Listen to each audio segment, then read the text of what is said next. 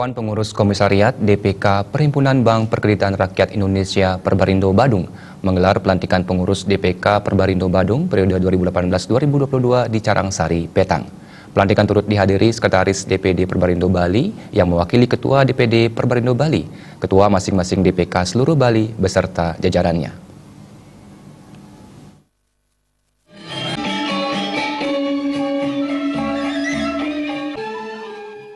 Pengurus DPK Perbarindo Badung periode 2018-2022 resmi dilantik oleh Sekretaris DPD Perbarindo Bali, Made Swarja. Secara aklamasi, Agus Primawardana kembali terpilih menjadi Ketua DPK Perbarindo Badung. Menurut Sekretaris DPD Perbarindo Bali, Made Swarja, pelantikan ini kali kedua dilakukan setelah pelantikan DPK Singaraja, yang selanjutnya akan dilakukan pelantikan pengurus DPK lainnya. Dirinya menilai terpilihnya kembali Agus Primawardana adalah hasil dari suatu demokrasi yang terbuka. Bersama tim DPK Badung, Ketua menjadi panutan yang wajib kerja keras memikirkan anggota DPK Badung berjumlah 50 orang dan mampu mengorganisasi kebutuhan permasalahan yang dihadapi setiap anggota.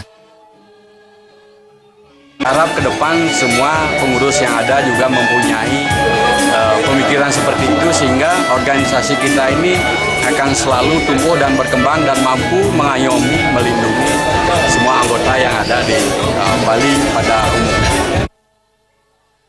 Sementara Ketua DPK Perbarindo Badung, Agus Primawardana berterima kasih kepada jajaran direksi Perbarindo Badung karena kembali mempercayainya sebagai Ketua DPK Perbarindo Badung. Beberapa tugas masih belum terselesaikan selama 4 tahun sebelumnya yang harus dilanjutkan. Hal yang paling krusial adalah pencapaian NPL yang di bawah ketentuan. Dirinya menilai secara umum di Badung, NPL per Desember 2018 berkisar 11%. Mengingat Badung sebagai barometer Bali, diharapkan pihaknya tetap berusaha selalu komit untuk bersatu untuk menyelesaikan masalah yang timbul. Penyelesaian NPL saja bisa menurunkan NPL, kita harus juga mengembangkan saldo kredit kita, membuka saldo kredit kita sehingga nantinya NPL bisa kita susutkan. Demikian ini barangkali yang kita ke depan. Kita di Badung mengharap sekali supaya benar-benar teman-teman fokus untuk mengelola NPL-nya, mencari siasat trik-trik untuk penyelesaian NPL secara legal, secara aturan dibenarkan.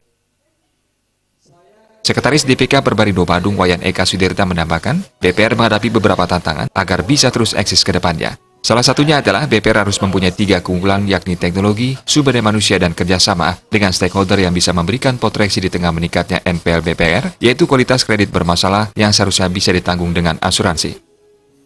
Yang pertama itu teknologi sekarang ini cepat di tengah-tengah adanya fintech, di tengah-tengah adanya beberapa teknologi lain, BPR diharapkan bisa menyelesaikan situasi dan kondisi seperti ini. Dan sumber daya manusia. Nah, program ke depan pemerintah Badung salah satunya adalah bagaimana meningkatkan kualitas sumber daya manusia.